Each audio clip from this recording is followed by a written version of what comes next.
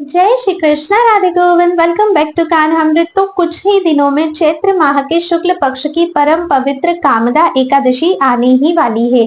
इस एकादशी का व्रत किस प्रकार से करना है, व्रत में क्या खाना चाहिए, क्या नहीं खाना चाहिए, व्रत के क्या नियम होते हैं, इस एकादशी पर हमें किस प्रकार से पूजा करनी है भगवान की, क्या भोग लगाना है, इस एकादशी का क्या महत्व है, इसको करने से हमें किस फल की प्राप्ति होती है और एकादशी से जुड़े अन्य सभी प्रश्नों के उत्तर आज इस वीडियो में आपको मिलने वाले हैं। लेकिन वीडियो शुरू करने से पहले अगर अभी तक आप लोगों ने चैनल को सब्सक्राइब नहीं किया है तो सब्सक्राइब करके बेल आइकन जरूर प्रेस कर लीजिए, क्योंकि आगे आपको एकादशी की कथा की वीडियो, एकादशी व्रत पारण की वीडियो और भी कई सारी इंफॉर्मेटिव वीडियोस चैनल पर मिलने वाली है।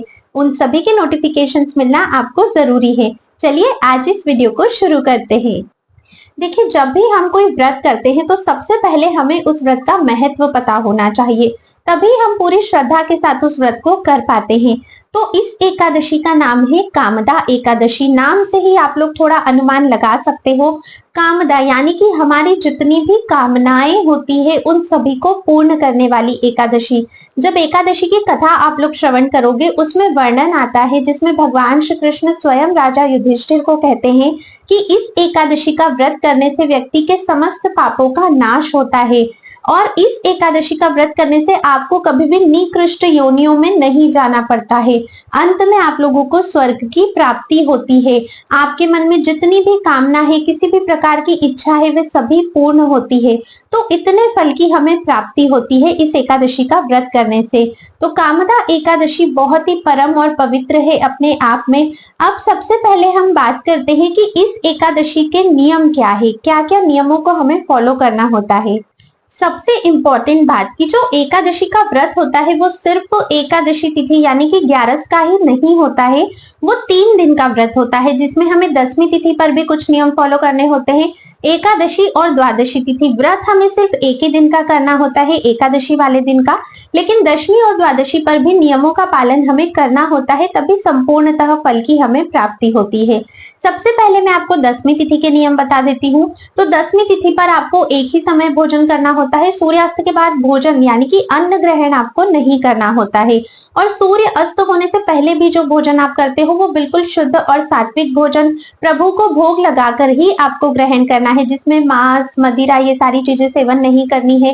तामसिक वस्तुएं जैसे प्याज या लहसुन आपके खाने में नहीं होना चाहिए।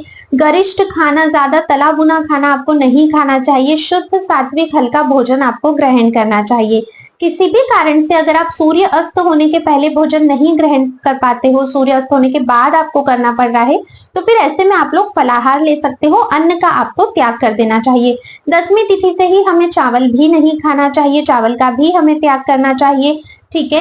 10वीं तिथि वाले दिन कहते हैं कि हमें जो शयन हम लोग करते हैं बेड के ऊपर वो भी नहीं करना चाहिए, क्योंकि तामसिक चीजों को छोड़ना है और बेड को तामसिक माना जाता है। तो आपको भूमि पर शयन करना चाहिए। आप कुछ भी गद्दा वगैरह बिछा सकते हो पर भूमि पर आपको शयन करना है।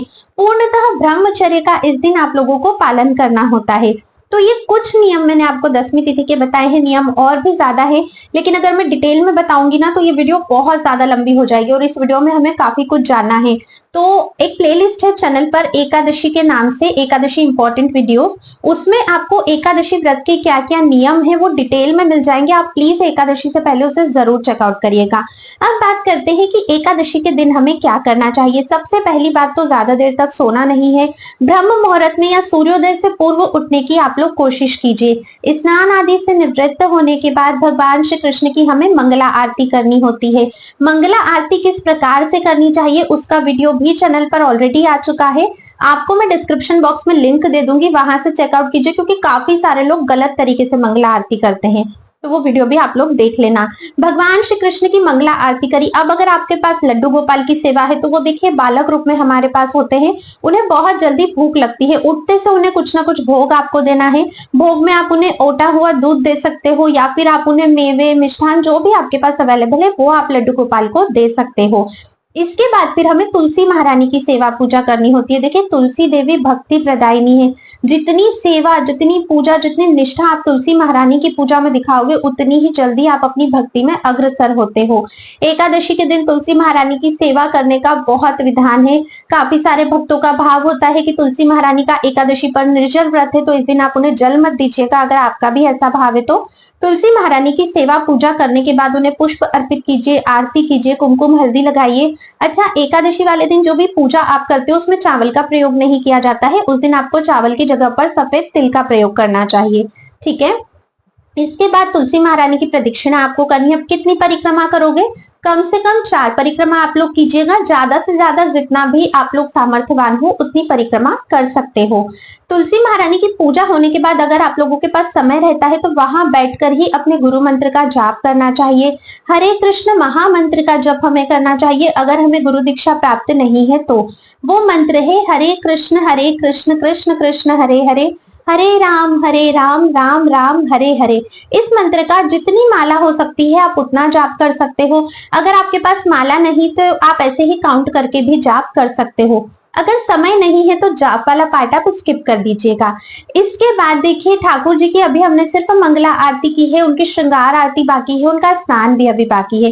अगर आप लोगों को घर में अभी कुछ और कार्य करने हैं, बाकी लोगों को अगर ऑफिस जाना है, बच्चों को स्कूल जाना है, तो आप उनका कार्य कर दीजिए। उन कार्यों से फ्री होने के बाद फिर भगवान श्री कृष्ण का स्नान हमें करवाना है।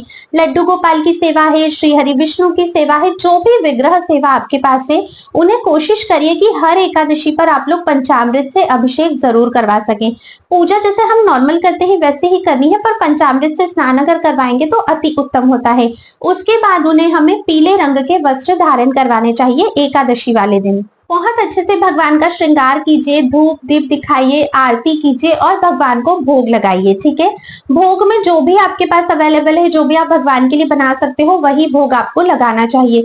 देखिए 2 तरह से आप लोग पूजा कर सकते हो। एक पूजा तो प्रॉपर चौकी लगा के कर सकते हो, भगवान को अलग से चौकी पर विराजमान कीजिए, कलश वगैरह रखिए और प्रॉपर पूजा आपको करनी है। लेकिन मेरे हिसाब से इस कलयुग में काफी सारे ऐसे लोग हैं जो व्रत कर लेते हैं लेकिन पूजा पाठ का उनके पास काफी अधिक समय नहीं होता है। और देखिए एकादशी का व्रत एक ऐसा व्रत है जो हम भगवान श्री कृष्ण की प्रसन्नता के लिए करते हैं। काफी सारे व्रत होते हैं जो हम हर मनोकामना पूर्ति के लिए करते हैं, उसमें काफी विधि विधान भी होता है। एकादशी हम भगवान की प्रसन्नता के लिए कर रहे हैं क्योंकि उन्हें एकादशी बहुत अधिक पसंद है। भगवान स्वयं कहते हैं कि जो एकादशी तिथि है उसे हरिवासर कहा जाता है, मैं स्वयं इस तिथि में वास करता हूँ, तो भगवान को बहुत पसंद है। तो आप डेली जिस प्रकार से, अगर आपके पास समय नहीं है, समय का अभाव है, जॉब करते हो, घर में काफी सारे कार्य, देखिए ऐसा नहीं है कि हमने व्रत किया है तो हम बस पूजा पाठ करने बैठ जाए और बाकी लोग इस चीज से परेशान हो, घर के कामों में देरी हो जाए, घर में कुछ अनबन हो, ऐसा काम नहीं करना है। तो अगर आपके पास समय है तो प्रॉपर चौकी लगाकर पूजा कीजिए, नहीं तो जैसे डेली आप पूजा करते हो बिल्कुल उसी प्रकार से आपको पूजा करनी है। बस कर सको तो पंचामृत से स्नान आप अवश्य ही करवा दीजिएगा। अब आपकी पूजा हो गई, अब आपको जो भी काम करना है आप वो सब कीजिए। देखिए एकादशी वाले दिन जो सबसे इम्पोर्टेंट काम है जो हमें करना चाहिए वो ये होता है कि देखिए अन्न का त्याग तो हर किसी को करना चाहिए एकादशी वाले दिन, है ना। लेकिन जो मेन है कि हमने उपवास किया है, व्रत किया है, तो हमें भगवान के समीप रहना है। तो आप लोग कैसे रह सकते हो? दिन भर आपको बस मंदिर में ही नहीं बैठे रहना है, जो भी काम कर रहे हो सब कुछ करो। जब जैसे ही समय मिलता है तो ग्रंथों का पाठ कर सकते हो, भगवान की लीलाओं का चिंतन कर सकते हो, मनन कर सकते हो। भगवान के नामों का आप लोग अधिक से अधिक जितना हो सके वो इस दिन जप कीजिए। कहते हैं कलयुग केवल नाम आधार, कुछ भी आपसे नहीं बनता है ना, जो भगवान का नाम आपको प्रिय लगता है बस उसको जपो, क्योंकि नाम जप एक ऐसा है जिसे आप किसी भी अवस्था में कर सकते हो। इसमें नियमों का कोई बंधन नहीं होता है, तो आप ज्यादा से ज्यादा नाम जप कीजिए। समय मिलता है तो मंदिर जाइए, भक्तों का संग कीजिए, जितना हो सकता है अपने आप को ऐसी एक्टिविटीज में एंगेज करके रखिए जिससे आप भगवान के समीप रहो। अपने कार्यों को भी करना है, हमें अपने कर्म को नहीं छोड़ना है, इस बात का आपको ध्यान रखना है। एकादशी वाले दिन देखिए हमें दिन में नहीं सोना होता है। काफी सारे लोगों को मैंने देखा है व्रत करते हैं 2-3 घंटे की नींद पूरी कर लेते हैं दिन में, ये कोई व्रत नहीं होता है। एकादशी के व्रत में तो बिल्कुल भी दिन में हमें नहीं सोना चाहिए। शाम को संध्या पूजा अवश्य ही करनी है। अगर आप डेली संध्या पूजा नहीं करते हो हो, तब भी एकादशी वाले दिन आप कैसे भी मैनेज करिए, या घर में कोई और है तो उनसे कहिए, पर संध्या पूजन इस दिन अवश्य ही होना चाहिए। शाम के समय तुलसी महारानी में भी घी का दीपक आपको अवश्य ही प्रज्वलित करना है। ठीक है, इस बात का आपको ध्यान रखना है। एकादशी की रात्रि भी सोने के लिए नहीं होती है। शास्त्र अनुसार इस दिन हमें जागरण करना चाहिए। जागरण करके हमें ना तो टीवी देखनी है, ना मोबाइल चलाना है, ना फोन पे बातें करनी है, ना ही इधर उधर की गपशप करनी है। जागरण के समय में कीर्तन करिए, भजन करिए, जैसा मैंने बताया, भगवान के नामों का जप करिए, ग्रंथ पाठ करिए, और गुरु मंत्र प्राप्त है तो उसका जप कीजिए। ये सारे कार्य आपको जागरण में करने चाहिए। अगर आप किसी भी कारण से जागरण नहीं कर सकते हो पूरी रात्रि का, तो कोशिश करिए कि आप लोग मिडनाइट तक जग सको, रात के 12 बजे तक एटलीस्ट आप लोग जग सको। इतना तो आपको कोशिश करना ही है। अब नेक्स्ट डे आता है द्वादशी, जिस दिन हम अपने एकादशी व्रत को खोलते हैं, व्रत का पारण करते हैं। ठीक है, पारण की वीडियो मैं अलग से चैनल पर डालूंगी, उसमें आपको सारे नियम में बता दूंगी, और नियम की वीडियो ऑलरेडी प्लेलिस्ट में भी है, वहां से भी आप चेकआउट कर सकते हो। ठीक है, तो इस तरह से एकादशी का व्रत 3 दिन का होता है। इसमें मैंने आपको नियम भी बता दिया, पूजा विधि भी बता दी। अब हम बात करते हैं कि हमें व्रत किस प्रकार से करना है। अब देखिए, एकादशी का व्रत हर कोई अपने तरीके से करता है, तो सबसे सर्वोत्तम जो होता है वो है निर्जल व्रत करना, जिसमें आपको जल भी ग्रहण नहीं करना है, कुछ भी नहीं लेना है। एकादशी के दिन, अच्छा एक चीज मैं बता देती हूँ स्पेशली, कि एकादशी के दिन ना हमें ब्रश नहीं करना होता है। जो हम नॉर्मल कोलगेट, पेप्सोडेंट, ये सारे टूथपेस्ट यूज करते हैं, इनसे ब्रश नहीं करना होता है। और हमें दातुन भी जो करनी है, दातुन भी आप एक दिन पहले ही, दसवीं को ही पेड़ से तोड़कर रख लीजिए, फिर आप दातुन कीजिए, क्योंकि एकादशी वाले दिन किसी भी पेड़ को हमें हार्म नहीं करना होता है। और अगर आप दातुन नहीं कर सकते हो तो दसवीं की रात में ही आप अच्छे से ब्रश करके सो जाइए। एकादशी वाले दिन पर जब आप सुबह उठते हो तो आपसे 12 बार कुल्ला कर लीजिए, आप स्वच्छ हो जाएंगे। ठीक है, इस चीज का ध्यान रखिएगा कि ब्रश नहीं करना है। तो हम बात कर रहे थे कि एकादशी व्रत कैसे करना है। तो देखिए, निर्जल व्रत सर्वोत्तम होता है। अगर आप निर्जल व्रत नहीं कर सकते हो तो फिर आप फलों पे व्रत कर सकते हो, जिसे सफल कहा जाता है। इसमें आप दूध ले सकते हो, एक समय फल ले सकते हो। फल भी ऐसा नहीं कि उसमें काली मिर्च मिला रहे हैं, सेंधा नमक मिला रहे हैं, ऐसा नहीं। जैसे डायरेक्ट फल मिल रहा है माँ प्रकृति से, वैसे ही उस फल का आपको सेवन करना चाहिए। अगर फल पे दूध पे भी नहीं कर सकते हो तो फिर आप एकादशी प्रसाद लेकर भी कर सकते हो, जिसमें काफी सारी चीजें इंक्लूड होती है, लेकिन कई सारी चीजें एक्सक्लूडेड है जो इंक्लूड नहीं होती है।